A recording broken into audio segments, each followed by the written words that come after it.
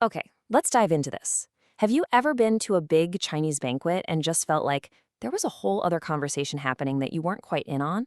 Well, you're not wrong.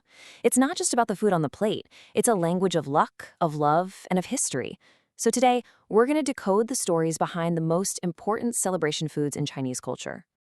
Just picture it. You're in a huge, noisy banquet hall. The tables are all draped in red, and there's that big spinning lazy Susan in the middle. The air is just buzzing with laughter and toasts. This quote, it absolutely nails it.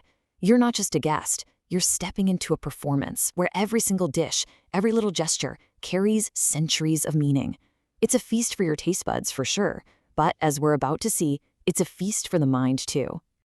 So before we can even get to the specific foods, we really need to understand the blueprint of the meal itself. A formal Chinese banquet isn't just a random collection of dishes. It has this deliberate logic and structure that sets the stage for everything that happens. At their very core, these banquets are performances of harmony. What does that mean? Well, they're designed to show respect and to make social bonds stronger. Even the way you sit, the way you toast, the way you serve someone tea, it all sends a message. It's a shared, communal experience that's just as much about reinforcing relationships as it is about filling your stomach. The meal unfolds in a very specific order, as you can see here. You start light with some cold appetizers, then you move into the heart of the meal with the main hot dishes, followed by a soup. But look at number 4. Staple foods like rice and noodles are served last. Now that's not an accident. It's actually a sign of the host's generosity.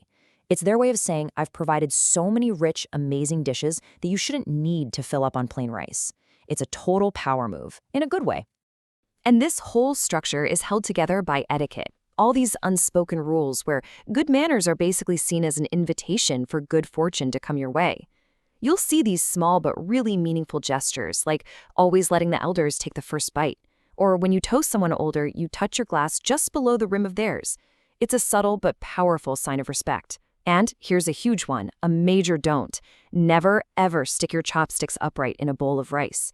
It looks just like the incense that's burned at funerals, so it's considered extremely bad luck. Okay, so now that we've kind of set the table and understand the rules, let's get to the main event, the food itself. The real secret to understanding the menu is often hiding in plain sight, right there in the sounds of the Chinese language. So, the secret ingredient here is wordplay. We're talking about homophones. This is where the word for a type of food sounds exactly like a word for a good wish. The classic example is the word for fish, yu, which sounds identical to the word for surplus or abundance. So when you eat fish, you're not just eating fish, you're symbolically inviting prosperity into your life. This clever little linguistic trick is honestly the key to understanding almost everything that follows.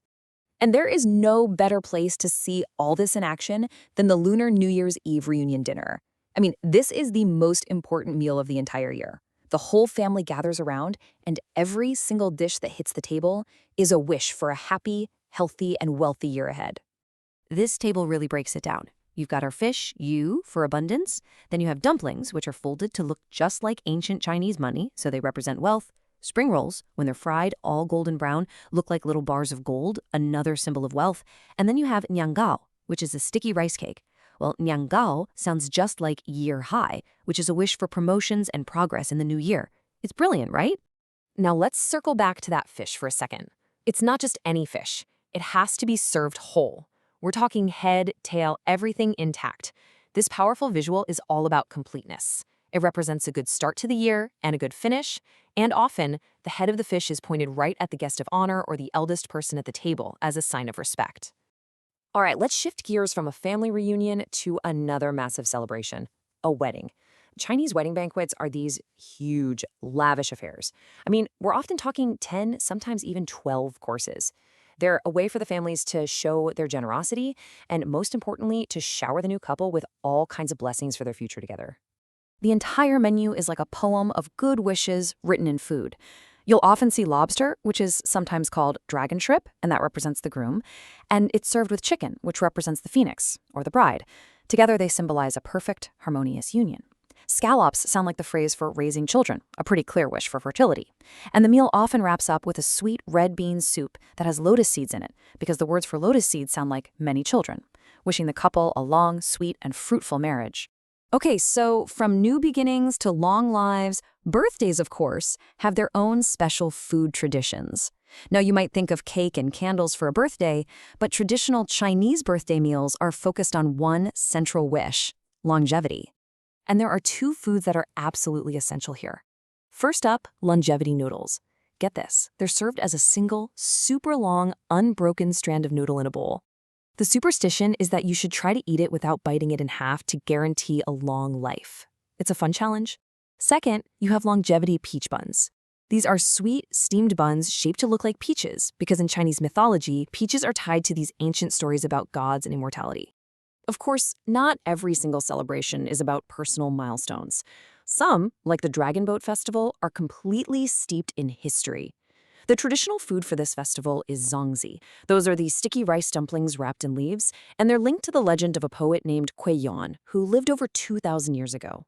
Now, it's really important to remember that China is a vast, diverse country, so of course traditions are going to vary from region to region. And probably the biggest culinary divide is between the North and the South, which becomes super clear when you look at New Year's celebrations. You can see the contrast so clearly here. Up in the north, where wheat is the main crop, families gather to make savory dumplings or jiaozi. It's a whole family activity. But if you go down to the south, where rice is king, the celebration foods are all rice-based. You'll see those sticky rice cakes, niangao, and also sweet glutinous rice balls called tengyuan, which symbolize family togetherness. So what's the deal with this huge difference? It's not just about what people prefer to eat. The answer is actually in the land itself. And as this site explains, it all just boils down to agriculture. The climate in the north is colder and drier, which is perfect for growing wheat, so wheat became the foundation of their diet. Meanwhile, the south is warm and wet, which is absolutely ideal for rice paddies. So for thousands of years, the country's geography has directly shaped its most beloved and important culinary traditions. So after this whirlwind tour of feasts and festivals and all this amazing food, what's the one thing you should really walk away with? It's this. In Chinese culture, food is truly a language. Every single dish tells a story. It communicates hopes for the future and respect for the past.